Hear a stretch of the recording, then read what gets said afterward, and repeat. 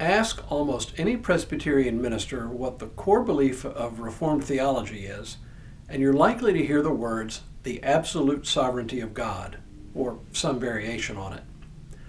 Most every Christian group believes it in some form or fashion, but for us, it is the center of gravity, the fulcrum on which the whole system pivots, the bedrock on which the foundation rests. But what does it mean exactly? Hello, I'm Stuart Baskin, pastor of First Presbyterian Church of Tyler, Texas, and this is your daily devotional for Tuesday, February 4th, 2025. Our belief in the absolute sovereignty of God has several dimensions to it that all work together to paint a portrait of a universe which is completely dependent upon God for its very being and continued existence. Without in any way denying the formidable power of science to help us understand our universe, it is a belief that God is the one through whom all things have come into existence. So, the first dimension to this belief touches on God as creator. Science can tell us a lot about how the universe evolved, but in the end it cannot tell us why.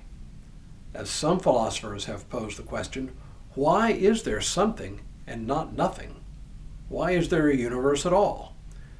The very nature of scientific inquiry is simply unequipped to answer that question.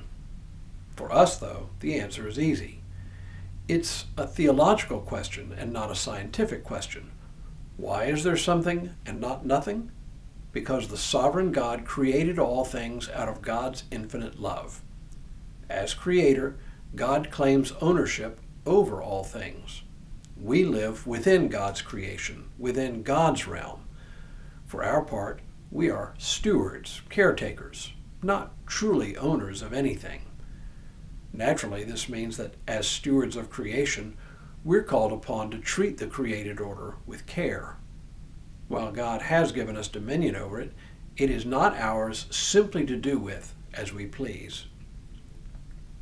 The second dimension to our belief in the absolute sovereignty of God is that God is the governor of all things. In some classical formulations of this belief, there is nothing that happens apart from God's gracious will.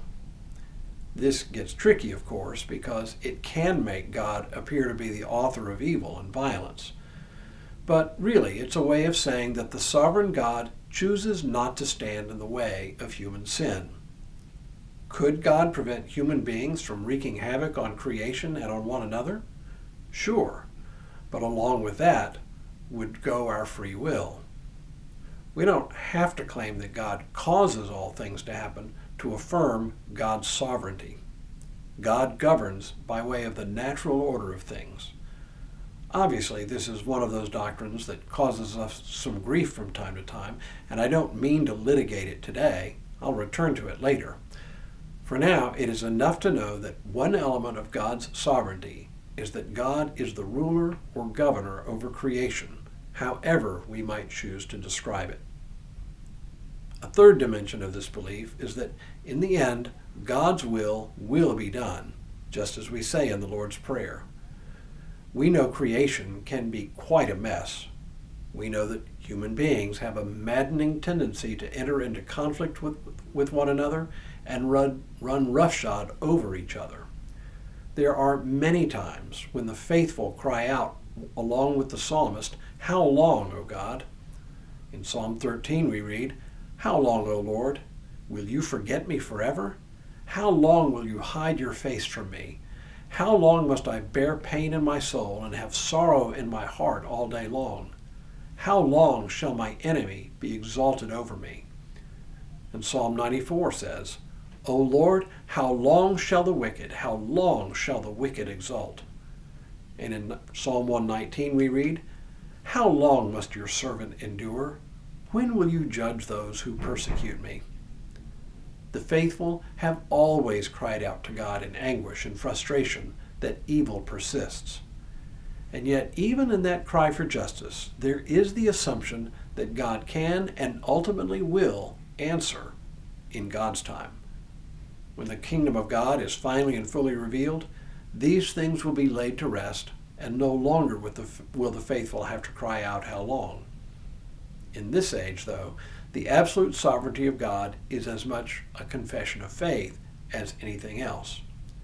But it still remains the central doctrine of our Reformed tradition, one which affects almost everything else we will touch upon over the next few days. Tomorrow, we'll talk about a third pillar of our faith with what may be the earliest basic Christian confession of faith. Jesus is Lord. But for now, may God continue to bless you and keep you in all that you do this day and in all the days ahead.